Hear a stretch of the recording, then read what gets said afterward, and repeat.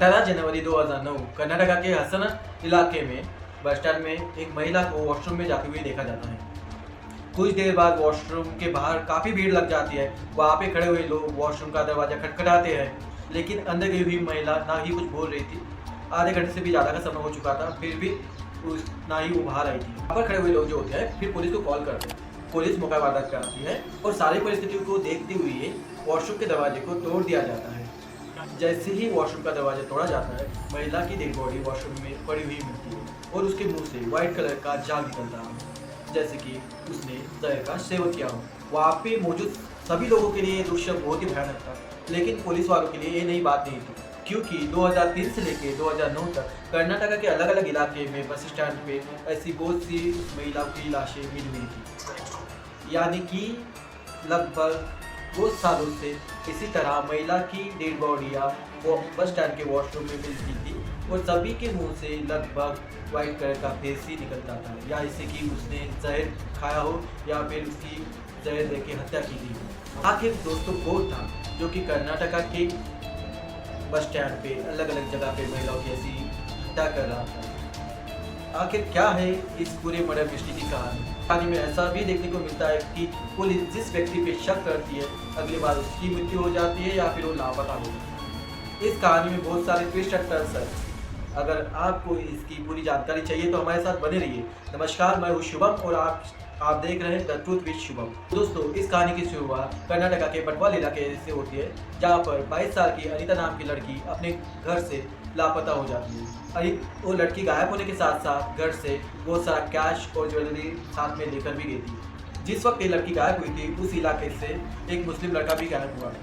जब अनीता की missing report file की गई तो आसपास के लोगों ने बताया कि साथ में ही उस इलाके का एक मुस्लिम लड़का भी साथ में फरार हो चुका है। तो पुलिस वालों ने उसी दिशा में छानबीन की कि हो सकता है कि लव मैरिज के कारण ये दोनों भी साथ में भग गए होंगे, और इसी तहरीक को मानते हुए पुलिस वालों ने इस केस पर ज़्यादा ध्यान नहीं दिया। लेकिन ये एक हिंदू और मुस्लिम वाला विवाद बन गया था, जिसके कारण उस इलाके में बहुत से कॉन्फ्लिक्ट हो सकते थे। लोग काफ़ी ज़्यादा पुलिस को प्रेशराइज कर रहे थे कि कहीं से भी वो उस लड़की को ढूंढ के ला, जिसके चलते पुलिस भी एक्शन में आती है और पुलिस जो है इस 22 तारीख की अनीता की पूरी डिटेल खंगालती है। कर्नाटका के सभी पुलिस स्टेशन में भेज दिया जाता है और वहीं पर पुलिस को बहुत बड़ा सबूत मिलता है, सुराग मिलता है कि 22 जनवरी 2020 को कर्नाटका के हसन इलाके में जिस महिला की बस स्टैंड के वॉशरूम में लाश मिली थी, वो महिला और कोई भी नहीं थी, वो अनीता ही थी, जो गांव से फरार हो गई थी और यहाँ पे डेड बॉडी की शनाख्त हो जाती है।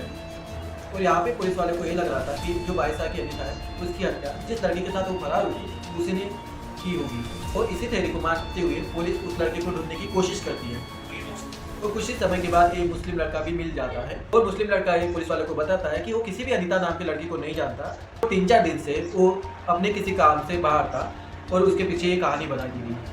पुलिस वालों को वो लड़का अपनी बेगुनाही के सबूत भी बताता है, जिसके कारण पुलिस वालों को यकीन हो जाता है कि इसकी अनीता इस लड़के के साथ नहीं गई थी। फिर छानबीन को आगे बढ़ाते हुए पुलिस वाले उस लड़की अनीता के कॉल रिकॉर्ड निकालती है।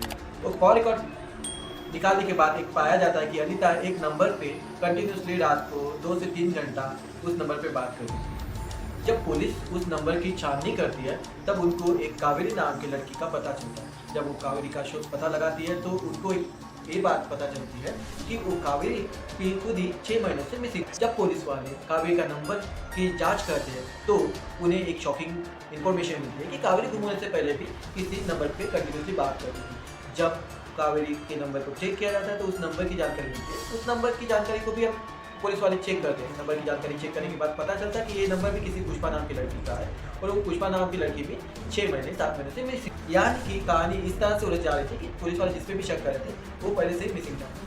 इसी पैटर्न का पुलिस वाले जांच करते हुए उनको करीबन 20 नंबर मिलते हैं। 20 में से कुछ महिलाएं की डेथ हो चुकी थी और कुछ महिलाएं मिसिंग थी। उनकी भी डेथ लगभग बस स्टैंड के वॉशरूम में ही हुई थी और जो भी डेड बॉडी वॉशरूम में मिली थी वो सभी मैक्सिमम देखा गया है कि वो शादी के जोड़े में थी। और इसी के तलाश में पुलिस लग जाती है और सभी नंबर को ट्रेस करने के लिए डाल देती है। उसमें से सभी तो नंबर बंद होते हैं पर एक नंबर चालू होता है और पुलिस एक नंबर को ट्रैक करके उस लोकेशन को डिटेक्ट करती है और लोकेशन को ट्रैक करते हुए पुलिस उस लोकेशन में पहुंच जाती है और देखा जाता है कि वो मोबाइल 14 साल का एक बच्चा चलाता है। जब पुलिस उस बच्चे से पूछती है कि मोबाइल किसका है तो लड़का बता देता है कि ये मोबाइल मेरे चाचा जी का है। उनका नाम मोहन है और पास के ही प्राइवेट स्कूल में वो टीचर है। और पुलिस को ये मालूम चल जाता है कि ये नंबर कौन चला रहा है। पुलिस उस मोहन नाम के व्यक्ति को तलाश करना और थोड़ी सी छानबीन के बाद वो मिल भी जाता है और कुछ दिन उस पर नजर रखती है। और कुछ दिन नजर रखने के बाद पुलिस वालों को ऐसे कुछ सबूत मिलते हैं जिसके बारे में कभी पुलिस वालों ने कल्पना नहीं की। जो है वो मोहन नाम के व्यक्ति को ट्रैक करने के साथ साथ उस मोबाइल की भी एक्टिविटी चेक कर रहे थे जिससे कॉल वगैरह आते जाते रहते थे। तो उस मोबाइल के जरिए उनको ऐसा पता चलता कि ये जो मोहन नाम का व्यक्ति है एक सुमित्रा नाम की महिला से कंटिन्यूसली बात कर रहे हैं और रात को 2 से 3 घंटे कंटिन्यूसली उस महिला से वो बात कर और पुलिस उस महिला को फाइंड आउट करती है और सारी बातें जो है उस महिला को बताई जाती है। और पुलिस उस महिला को सारी बात बताती है कि जो इस व्यक्ति से तुम बात कर रहे हो वो व्यक्ति सीरियल किलर की लिस्ट में है। और यहाँ पे जो भी सुमित्रा नाम की जो लड़की है पुलिस की मदद करती है। पुलिस वहाँ पे सुमित्रा को कैसे समझाती है कि कैसे उसको करना है, क्या करना है, कि जैसे तुम बात कर रहे हो वैसे ही बात करते रहो, आगे तुम्हें जो वो व्यक्ति जो है जो भी कहता है वही फॉलो करो और हम पूरे एविडेंस के साथ उस व्यक्ति को पकड़ना चाहते हैं। और ऐसा ही कुछ होता है। जो मोहन नाम का व्यक्ति है उस महिला से कहता है कि हम अदर कास्ट है, तो घर वाले नहीं मानते तो हम बन के शादी कर देते हैं और शादी के लिए तुम्हें कुछ अपने घर से पैसे और ज्वेलरी साथ में लेके आना है, फिर हम किसी नए शहर में जाके अपना घर बसाएंगे। और जो मोहन नाम का व्यक्ति है जिस दिन सुमित्रा के साथ भागने वाला था उस दिन मोहन नाम के इस व्यक्ति को पुलिस रंगे हाथों पकड़ लेती है। सबसे पहले पुलिस उसको पूछती है कि जिस मोबाइल को तुम यूज कर रहे हो वो तुम्हारे आईडी पे नहीं है, तो ये किसके आईडी पे है। और उसके बाद पुलिस लगातार सवालों की छड़ियाँ जो है मोहन के सामने लगा देती है और यहाँ पे जो है मोहन फंस जाता है और उसके बाद पूरे केस का खुलासा होता है। वैसे तो इस व्यक्ति का पूरा नाम मोहन कुमार विवेकानंदा था।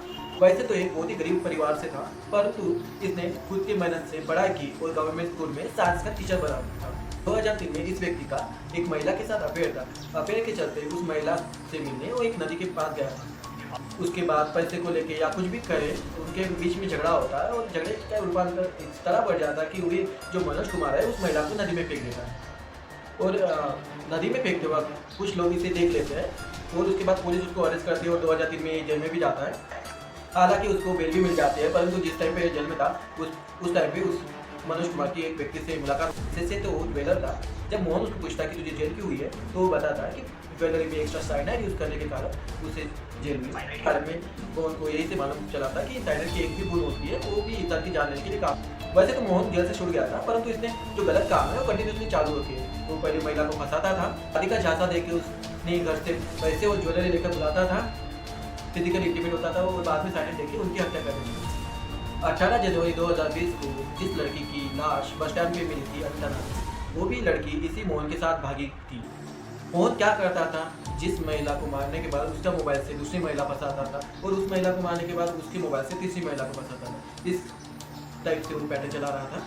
इस तरह 22 साल की अनिता को भी उसने ऐसे ही फंसाया था और एक रात उसके साथ गुजारने के बाद बस स्टैंड में जाकर वक्त अनिता को एक टैबलेट देता है और कहता है कि इस टैबलेट खा लो, जिससे तुम प्रेगनेंट होगी। जो अनिता जब वो टैबलेट खाती है और वॉशरूम में जाने के बाद उसकी मोस्ट ऑफ द केसेस में मोहन ने ऐसे साइलेंट का यूज़ करके महिलाओं को मारा।